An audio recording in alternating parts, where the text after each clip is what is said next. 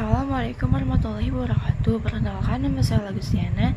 Di sini saya akan menjelaskan tentang standar jaringan nirkabel, dari kekurangannya dan kelebihannya. Standar jaringan nirkabel adalah serangkaian protokol yang mengatur fungsi jaringan nirkabel seperti Wi-Fi agar dapat beroperasi dengan tepat. Standar ini memastikan bahwa perangkat nirkabel dari berbagai produsen dapat berkomunikasi satu sama lain. Standar ini mendefinisikan detail operasional teknologi frekuensi radio yang digunakan untuk komunikasi nirkabel. Beberapa standar jaringan nirkabel, yang pertama ada Wi-Fi. Standar jaringan nirkabel yang paling umum adalah IE 802.11 yang juga dikenal sebagai Wi-Fi. Standar ini menjadi dasar untuk semua teknologi jaringan nirkabel dan memastikan perangkat nirkabel dari berbagai produsen dapat berkomunikasi. Ada beberapa contoh standar jaringan nirkabel yang ada. Yang pertama, 802.11b. Standar ini berlaku untuk jaringan area lokal nirkabel dan mendukung kecepatan koneksi maksimum 11 Mbps. Yang kedua ada 802.11g. Standar ini menawarkan bandwidth yang tinggi 54 Mbps, throughput maksimum pada rentang frekuensi 2,4 GHz. Yang ketiga, 802.11a/ac. Standar ini ideal untuk aplikasi pita lebar seperti streaming HD dan permainan. Yang keempat, 802.11ax atau Wi-Fi 6. Standar ini menawarkan kinerja, efisiensi, dan kapasitas yang lebih baik. IE 802.11 menggunakan berbagai frekuensi termasuk 2,4 GHz, 5 GHz, 6 GHz, dan 60 GHz.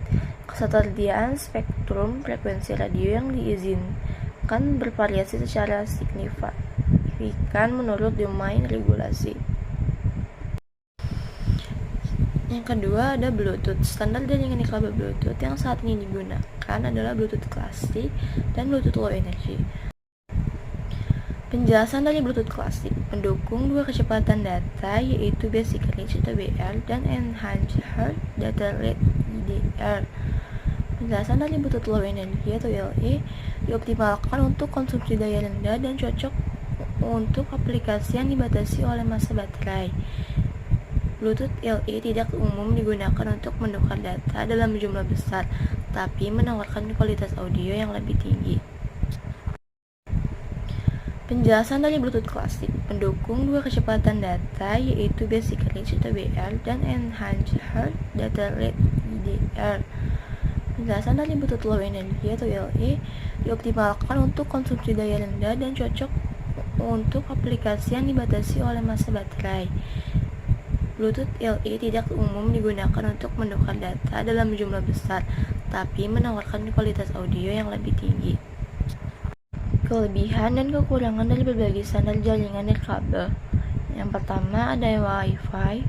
Kelebihannya, universalitas, kompatibel dengan hampir semua perangkat, fleksibilitas, mudah dikonfigurasi dan dapat digunakan untuk berbagai keperluan, jangkauan yang cukup. Kekurangannya, keamanan, interferensi, mudah terganggu oleh sinyal lain, dan kecepatan. Yang kedua ada Bluetooth. Kelebihannya, konsumsi daya rendah, jarak pendek, ideal untuk menghubungkan perangkat yang berdekatan. Pairing yang mudah untuk memasangkan perangkat dengan perangkat lain. Kekurangannya, bandwidth rendah, kecepatan transfer datanya terbatas, jangkauan pendek, hanya efektif untuk jarak yang sangat dekat. Interferensi, rentan terhadap interferensi dan dari perangkat lain yang menggunakan frekuensi yang sama.